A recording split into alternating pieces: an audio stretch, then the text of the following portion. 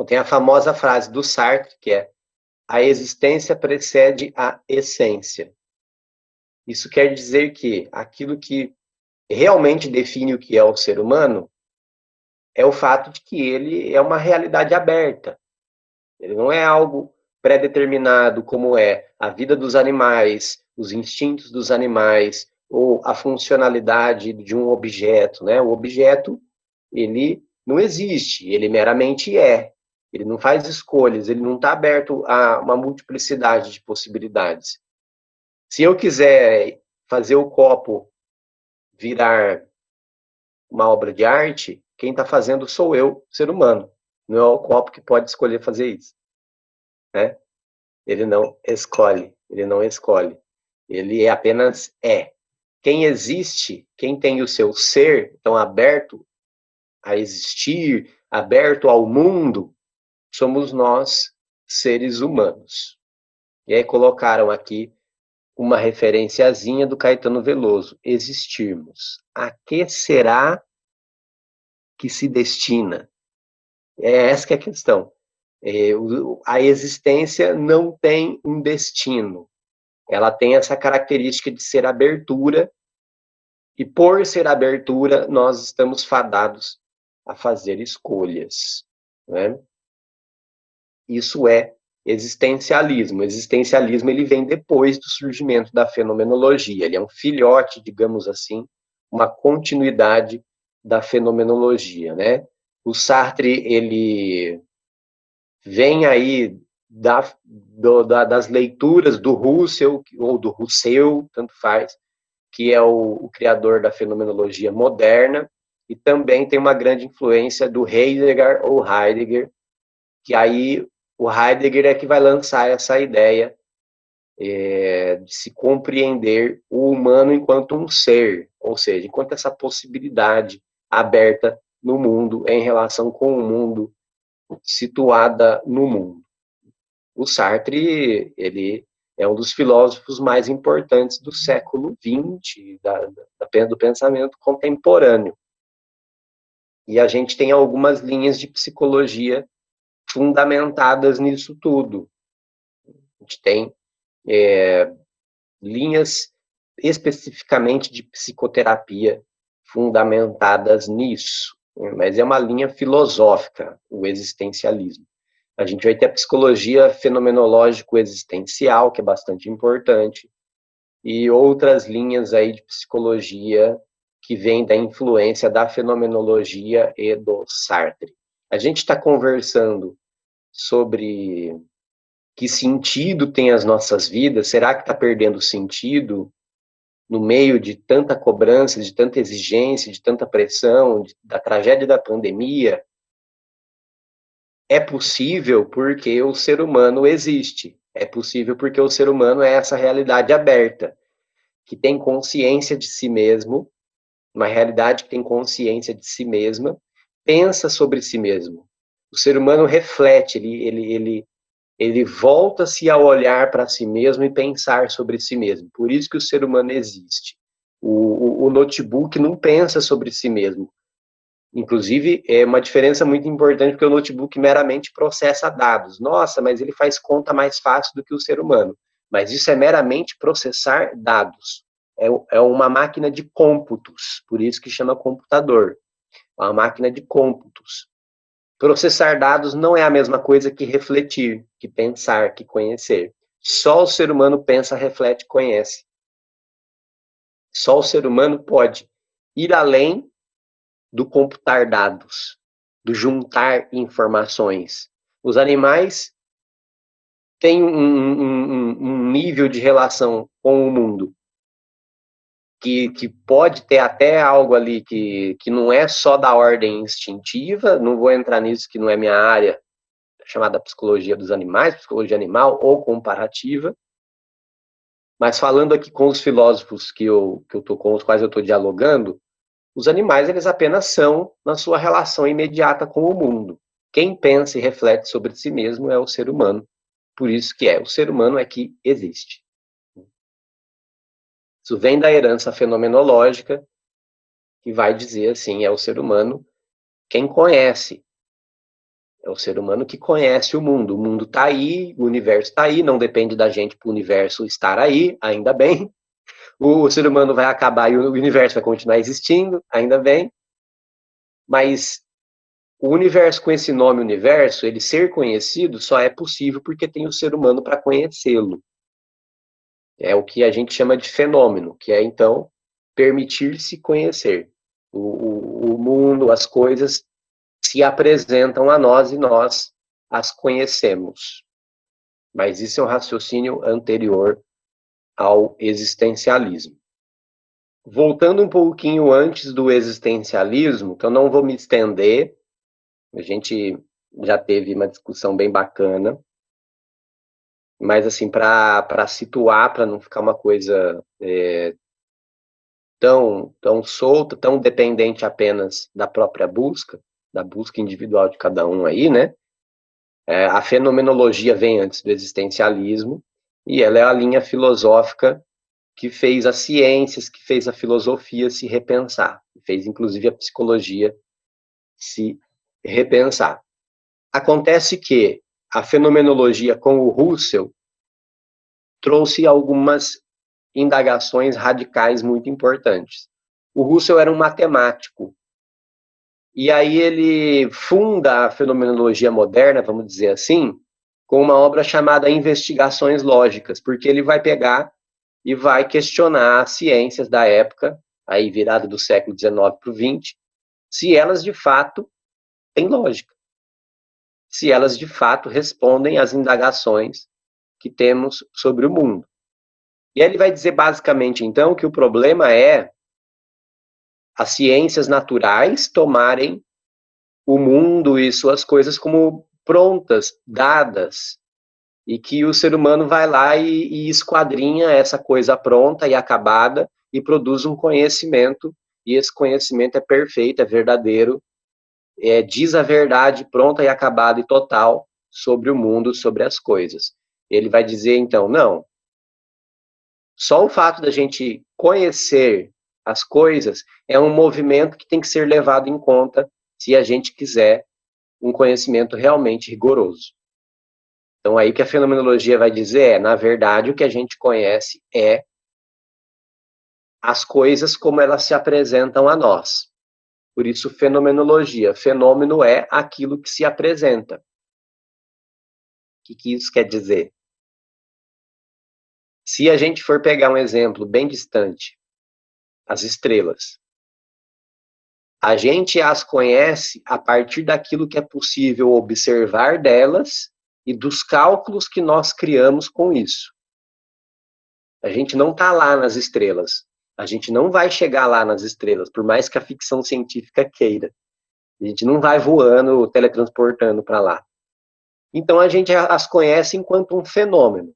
A gente as observa naturalmente, vamos dizer assim, através de instrumentos, e observa através dos cálculos, certo? Através das ciências astronômicas, física, química, etc. Então a gente as conhece a partir daquilo que é apresentado para nós, que nos é disponível pelo universo, ou seja, pelo fenômeno estrela. Ah, então a estrela é assim e ponto final? Não. Isso que eu estou falando é Russell. Estou falando é Russell, que se escreve H-U-S-S-E-R-L. Tem um R-L aí que nós brasileiros não sabemos pronunciar. O Russell, ele era ali daquele miolo da Europa, do qual a gente fala tanto, Império Austro-Húngaro, Alemanha, e ele era judeu também. Ele vai ser desligado da universidade com a ascensão do nazismo, e aí a gente tem uma das maiores polêmicas da história do pensamento do século XXI. O Heidegger, ele era discípulo do Russell, e ele assume o lugar do Russell. E aí é uma parte obscura da história que existe uma briga até hoje se o Heidegger era nazista mesmo ou não. Ele ficou um tempinho ali, depois vazou. Então existe aí essa mancha na história do Heidegger, não tem consenso com relação a isso, tá? Curiosamente, o Sartre conhece a obra do Heidegger em um campo de concentração. O Sartre era judeu? Não, mas quando a Alemanha nazista ocupou a França, botaram muita gente em campos de concentração mesmo sem ser judeu, apenas por ser da resistência francesa, por ser intelectual, alguma coisa assim, por ser comunista, etc. E o Sartre foi parar no campo de concentração e apresentaram a obra do Heidegger para ele lá dentro. E isso ajudou ele a pensar muito a obra dele, os conceitos dele, né? É um assunto extenso, porque, assim, é uma outra escola de pensamento, é um jeito de pensar, e é isso que é importante entender. Para esse início de conversa, que a gente começou no existencialismo, daí eu voltei para a relação consciência e fenômeno, vou dar uma dica daquelas dicas de cursinho. Mas como toda dica de cursinho, você não pode ficar restrita a ela. A relação consciência e fenômeno é uma moeda, tá? Ou uma folha de papel, tá? Uma folha de papel. Não existe folha de papel que tem só um lado, existe? Não, tem que ter o outro lado da folha. Ou uma moeda, tem que ter dois lados. A relação consciência e fenômeno é assim. É uma moeda de dois lados, é uma folha de papel que tem que ter os seus dois lados. Um lado é a consciência e o outro lado é o fenômeno. A consciência é o movimento do ser humano em direção ao mundo para conhecê-lo. E isso também é chamado de intencionalidade. É a intencionalidade da consciência. E o fenômeno é justamente os objetos, o mundo, quando se apresentam a uma consciência que os conheça. Então, não existe consciência vazia, sem nada se apresentando, e não existe as coisas em si mesmas, assim, sem o ser humano que as conheça. Existir, elas existem, ainda bem, mas elas não são fenômenos. São apenas as coisas aí independentes do ser humano. Por exemplo, as ondas de rádio foram descobertas no final do século XIX, se eu não me engano. Antes das ondas de rádio serem descobertas, elas não eram fenômenos. Elas existiam, lógico que existiam, mas elas não eram fenômeno. A partir do momento em que a consciência humana foi lá e se desdobrou sobre aquele fenômeno, ele começou a ser apresentado. Passou a ter consciência da existência das ondas de rádio. Então, essa é a questão da intencionalidade da consciência. Consciência é sempre consciência de algo, e fenômeno é sempre um fenômeno com relação à consciência que o apreende. É mútuo. Exato. Fenômeno só é fenômeno se há uma consciência para se desdobrar. Exatamente. Isso, essa frase é famosíssima e ela é muito preciosa para a fenomenologia, virou até a frase de Simpsons, né? Uma árvore só faz barulho, é mais ou menos isso, né? Não é bem assim. Uma árvore existe, se ela cai barulho ninguém ouve. Se ela cai, uma árvore existe, se ela cai num bosque isolado ninguém ouve. Veja bem, existir ela existe. Tá? Não vamos cair também num delírio maluco de onipotência que o mundo depende da consciência humana para existir. Já teve gente, pensadores, que caíram nesse erro. Não. O mundo existe independente de nós, ainda bem. Então o ser humano vai ser extinto e o mundo vai continuar existindo, viu? Agora, essa árvore isolada que cai, se não há ninguém que a conheça, ela não é um fenômeno. É essa que é a questão. Ela pode ser um fenômeno genérico. Nesse momento, cientistas calculam que 3 milhões de árvores estão caindo nesse momento. É um fenômeno genérico. Aquela árvore específica de tal ponto da Amazônia, como não tem ninguém para ouvir nem para ver, ela não é um fenômeno. Ela existe, mas não é um fenômeno. Fenômeno é sempre, então, o objeto em relação a uma consciência. E a consciência, aqui não é o consciente do Freud, não tem nada a ver. Não é a consciência do cognitivismo. A consciência aqui é esse desdobrar-se do ser humano em direção ao mundo. Não é um relativismo, por favor. Então, o que cada um de nós conhece do mundo é igualmente válido, porque cada um tem sua consciência. Primeiro que aqui a consciência que a gente está falando é do sujeito universalizável, é do sujeito do conhecimento, e não do indivíduo. Tá? Não é do indivíduo, mas do sujeito do conhecimento. O que isso quer dizer? Que interessa para a fenomenologia como o ser humano, de forma geral, conhece, e não como o indivíduo conhece especificamente. De início era isso.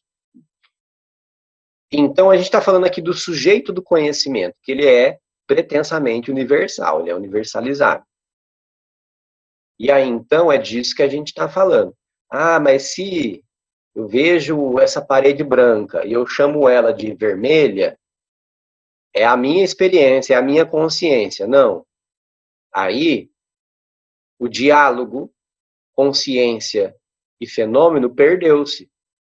Por quê? Eu estou impondo a uma parede branca, ou seja, que refrata quase toda a luz que chega a ela, que reflete quase toda a luz que chega a ela, eu estou impondo uma visão única minha, mas que não dialoga com o fenômeno, que é um fenômeno físico, inclusive, que é uma parede branca. Aí eu estou impondo uma distorção da realidade. Estou impondo uma distorção desse fenômeno. Se um líder do governo passa com dinheiro na cueca sem ninguém ver, tem corrupção no Brasil? Então, assim, desdobramentos da fenomenologia.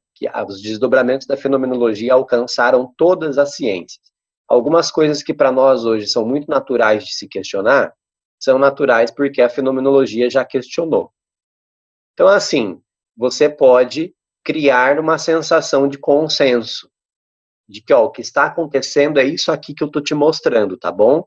O que você está vendo fora da câmera, a realidade é isso aqui. O que você está vendo fora da câmera não é realidade, tá bom? Porque você não está vendo, então não existe, tá bom? Aí a gente já está entrando na questão mais discursiva das coisas, da criação de ideologia, não é? Então, se não se fala da corrupção, a gente fica com a sensação de que ela não existe. E o Guilherme, ele é um gentleman, ele é um cavaleiro, ele falou que o dinheiro estava na cueca, mas ele não estava na cueca. Para finalizar, porque está presente na pergunta, nas atividades que eu deixei, né? Assim como na época da ditadura não tinha corrupção, não tinha, ninguém falava, não podia falar, né? Não podia falar da corrupção na ditadura.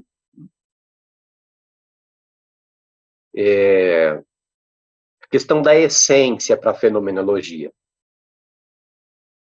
Então, a fenomenologia não fala de conhecer a coisa em si, remetendo a Kant, né? Não fala de conhecer a coisa em si é inacessível.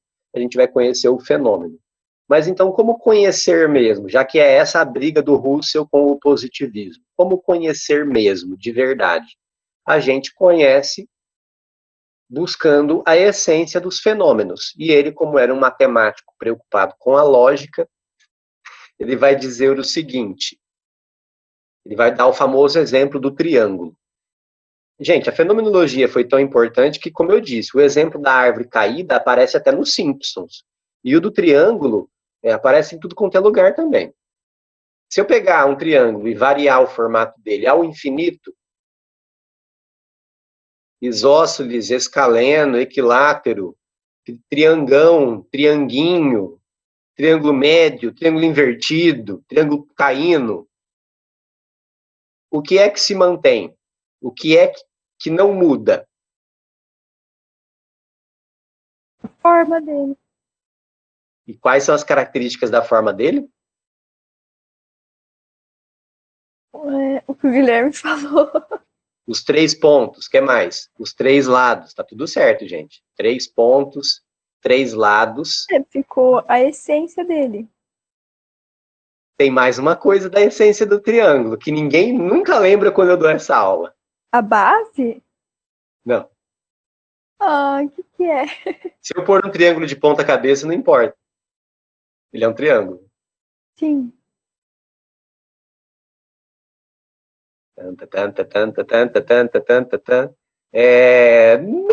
Não, esse é do triângulo retângulo. Nossa, professor, dá uma dica. Será que ninguém lembra? 3 linhas retas. 3 lados, 3 pontos. Os lados têm que ser retos, senão viram um círculo. Né? Cadê a dica, professor? Tô esperando a dica. Eu não sei dar dica, porque eu não sou bom de matemática, não sou professor de matemática, então eu não sei como dar dica disso. O tamanho, não. O tamanho das linhas, não. Pode ter triangão, triângulo das bermudas, pode ter trianguinho. Meu Deus. Precisam se conectar. A Raíssa aí, aqui, ó, a Maiara é a Raíssa aqui, ó. Tem que ter 3 ângulos internos, e a soma dos 3 ângulos internos tem que dar 180 graus. Qualquer triângulo, se você somar os 3 ângulos internos, ele dá 180 graus. Olha só. Bom, então a essência do triângulo é 3 lados e os 3 ângulos internos somam 180 graus. O Russell vai dizer, então, que a essência de um fenômeno, a gente encontra como? Fazendo esse fenômeno variar. A gente costuma falar variar ao infinito, mas ninguém faz o fenômeno variar ao infinito. Ninguém. Variá-lo dentro de variações lógicas. Então, assim, eu não sou matemático, eu não vou saber explicar o porquê que isso está errado, tá? Mas que nem falaram aí, e se eu fizer um lado do triângulo virar uma circunferência? Isso já não é mais um triângulo. Eu não sei explicar, não sei demonstrar, mas eu sei dizer que para matemática isso não faz sentido. Essa não é uma variação lógica, porque vira outra figura, tá? Você tem que ir fazendo o fenômeno variar dentro de uma lógica, tá? Todos os seres humanos todos os seres humanos são mamíferos. Ah, mas e o ser humano que nasce do cruzamento com o jacaré? Então, mas aí não é uma variação lógica, porque até onde a gente sabe é impossível um ser humano cruzar com um jacaré. Tomara que ninguém tenha tentado isso, pelo amor de Deus. Aí eu não. Então, não sou matemático, eu não sei dizer qual seria a lógica, mas a ideia do Russell é essa. As variações têm que ter uma lógica, elas não podem ser variações arbitrárias. Não pode ser uma invencionice. Tem que ser variações dentro de uma lógica, tá? Se a gente fizer as variações dentro de uma lógica que respeita a lógica inerente do objeto, aí a gente encontra a sua essência. E isso vale aí para qualquer fenômeno.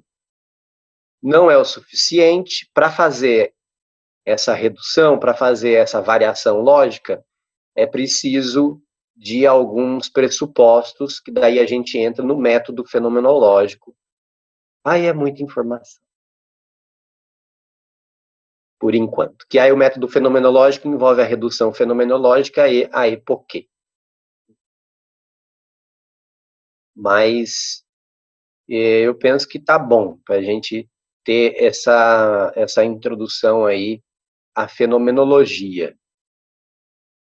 Entendendo essa relação consciência e fenômeno, gente, vocês deram a largada para entender fenomenologia, que muitas vezes as pessoas falam assim, fenomenologia é muito difícil, tem um linguajar muito específico. Tem mesmo um linguajar muito específico. Mas você entendendo esse começo da fenomenologia transcendental, da relação consciência e fenômeno, o resto vai, deslancha. É que é preciso abandonar a ideia de que o meu pensamento, a minha consciência é um negócio dentro da cabeça e o mundo entra pela visão, pela audição, pelos sentidos. Não. A consciência vai em direção ao mundo ao mesmo tempo em que o mundo vem em direção a mim. O mundo me convida. O mundo me convida. É muito bonito isso, eu acho, mas é uma coisa que não é uma expressão que eu que inventei, não, tá? A fenomenologia fala assim: o mundo se oferece a ser conhecido. Ele se apresenta a nós e nos convida a conhecê-lo. É poético, é intenso, né? É bem isso mesmo, e não fui eu que inventei esse linguajar, não, são os caras da fenomenologia. Eu gosto muito, particularmente, do Maurice Merleau-Ponty. Até a matemática não é concreta, precisa de pressupostos, né? Dos seus axiomas. Saudade do Freud e do Jung? Ah, mas deixa eu falar uma coisa, viu? Nem eles escaparam de ter que pensar muita coisa a partir da fenomenologia.